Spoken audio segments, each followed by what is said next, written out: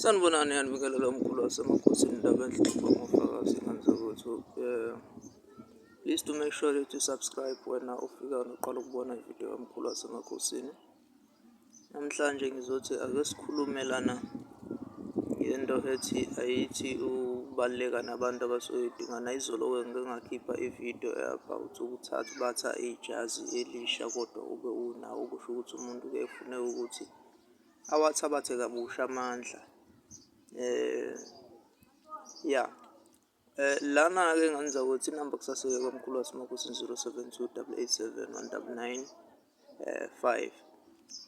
Into engiyicela kakhulu kulo muntu othi yena usephuphe eboniswa esengena enkonzweni nengubo yokuthandaza noma nejazi elithize. Uma isithunywa sakho sincike kakhulu enkonzweni noma izinto zakho zidide kakhulu, kuba kuhle vele ukuthi uthole ukuthi kudingeka ukuthi sibusiswe enkonzweni kumthandazi, kumuntu obeyisithunywa senkonzo esisuke sikwengamele ngaleso sikhathi. Kodwa uma ngabe kungenjalo, kuwokunye kuyenzeka uthole ukuthi ijazi elithize umuntu kuthiwa hamba ulibusise enkonzweni ngoba kwenzeka ukuthi kwembathwe amandla isithunywa senkonzo selekelele nalesi ithunywa osuke unaso.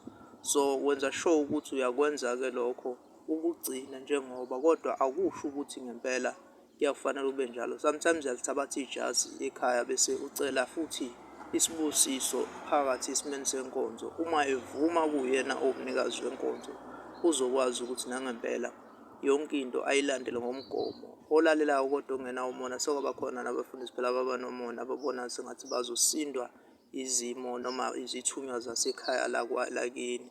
So-ke ukuhle nomusa akunilandele nje kakhulu, ngenzela ukuthi nabanye bakwazi ukuthi balithole usizo. Make sure ukuthi uyayilandela leyo nto ngani yakwethu. Kusuke kudingeka ngempela ukuthi uncike esithunyweni sebandla senkonzo yakho. Amanye amajazi ayalifuna leso sibusiso, amanye awasidingi. Awadingi amandla enkonzo nokumbathwa izithunywa zenkonzo kuphela, adinga umbathwe nje izithunywa zasekhaya. Kufana nozoliphupha usentabeni, shona khona impela ulithabathele entabeni, uliphupha usemfoleni, usemanzini, usempophomeni, shona khona ufike ulithathe khona. Kodwa kuhle uma uzolithathiswa umuntu osuke namandla, ozokwazi ukusefisisa kahle izinto, nozokwazi ukubhekisisa kahle ey'ntweni zakho. Ngiyathokoza-ke ngani zakwethu, uNkulunkulu abe nomusa kunina, anigcine njalo, aniphe uthando nesibusiso.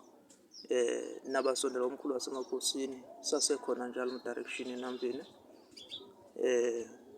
Ngiyathokoza makhosi ngani zakwethu, nijule kakhulu emoyeni, nandise i-connection ukuze ningalahleki, ni-connect-e kakhulu nomoya nemvelo.